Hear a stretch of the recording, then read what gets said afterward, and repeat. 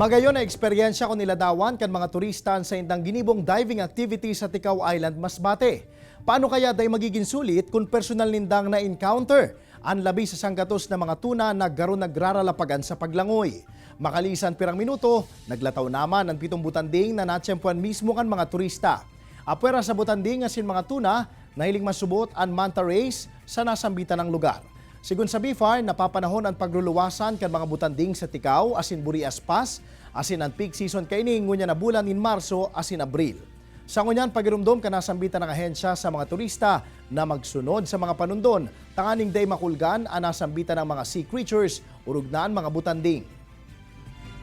Yung recommended na distance natin pag tayo ay magkakaroon ng whale shark interaction. So at least 5 to 6 meters yung layo natin sa mga butanding. Wag po itong hahawakan, wag gagamit ng flash during taking of photos.